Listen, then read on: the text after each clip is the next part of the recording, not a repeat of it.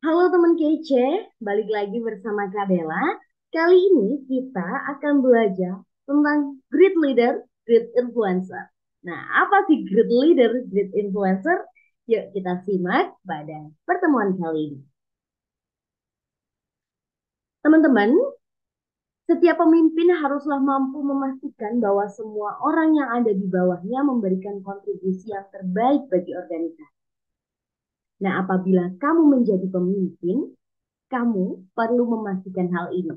Kamu memiliki anggota-anggota, kamu memiliki tim, dan tentunya tim-tim tersebut perlu memberikan kontribusi yang terbaik bagi organisasi.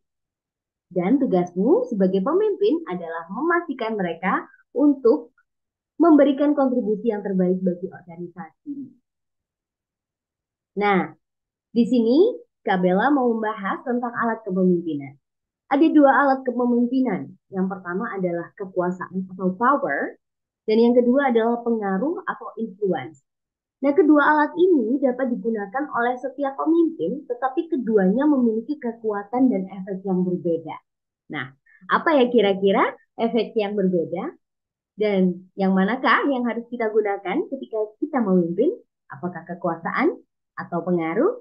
Nah, selanjutnya kita bahas dulu bagaimana pemimpin menggunakan power. Nah, dengan menggunakan power atau kekuatan, semua anak buahnya melakukan apa yang ia inginkan. Power memang efektif karena memiliki kekuatan untuk memaksa. Hal ini membuat setiap orang melakukan apa yang diinginkan oleh pemimpin karena mereka merasa takut akan konsekuensi yang dapat diterima ketika mereka mengabaikannya. Atau secara kasarnya, pemimpin yang menggunakan power ini biasanya dilakukan oleh pemimpin-pemimpin yang mendikte atau dengan nama lain adalah diktator. Jadi mereka biasanya menggunakan power mereka agar anak buahnya takut. Nah, selanjutnya bagaimana sih jika pemimpin menggunakan influence atau pengaruh? Nah, atasan membangun komunikasi yang intensif dengan bawahannya. Ia bukan hanya memberikan instruksi, tetapi menciptakan komunikasi dua arah dengan bawahannya. Dengan komunikasi dua arah tersebut, maka ia mampu membangun kesadaran dan saling pengertian dengan anak buahnya. Kalau tadi pemimpin menggunakan power adalah pemimpin yang menggunakan kekuatannya agar anak buahnya takut, sedangkan pemimpin yang menggunakan influence lebih menggunakan komunikasi agar anggotanya atau timnya memiliki kesadaran tersendiri dan memiliki saling pengertian dengan sesama anggota tim. Nah, mengapa harus menginfluence? Nah, pengaruh positif yang diberikan seorang pemimpin akan menimbulkan rasa hormat karyawannya dalam jangka waktu yang lama, bahkan sampai sudah tidak menjadi pemimpin lagi. Berbeda dengan pemimpin yang menggunakan power.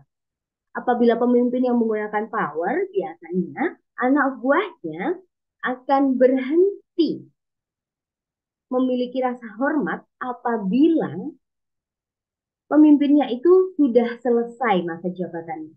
Tapi pemimpin yang memiliki pengaruh atau pemimpin yang memiliki influence biasanya jangka waktunya lebih panjang dan anggotanya akan lebih menghormatinya dengan waktu yang lebih panjang pula. Bahkan apabila ketika tidak menjadi pemimpin lagi, anak buahnya atau anggotanya akan tetap hormat kepada dia. Nah, sekarang kita bahas apa itu great leader. Great leader adalah atasan yang dapat menjadi panutan dengan memberikan contoh yang baik bagi karyawannya. Dapat mengendalikan emosi, dapat melibatkan karyawannya dalam mengambil keputusan, dapat memotivasi, dapat berkomunikasi dengan terus-menerus, dan mengakui kesalahan. Nah, itu adalah great leader. Great leader tentunya tidak hanya menyuruh-nyuruh saja, tapi memberikan contoh yang baik. Jadi, pemimpin adalah panutan. Apabila pemimpinnya tidak bisa mencontohkan dengan baik, tentunya anggotanya tidak akan bisa melakukan apa yang diminta oleh pemimpinnya. Nah, selanjutnya kita bahas tentang cara menjadi great leader, great influencer. Yang pertama adalah ketahui efek domino pemimpin besar dan berpengaruh. Nah, kamu bisa belajar terhadap pemimpin-pemimpin yang sudah ada. Pemimpin yang zaman dahulu atau mungkin zaman sekarang, pemimpin-pemimpin besar, baik itu mungkin pemimpin negara atau pemimpin sebuah organisasi yang menurutmu sukses menjadi seorang great leader, great influencer. Kamu harus mempelajari mereka.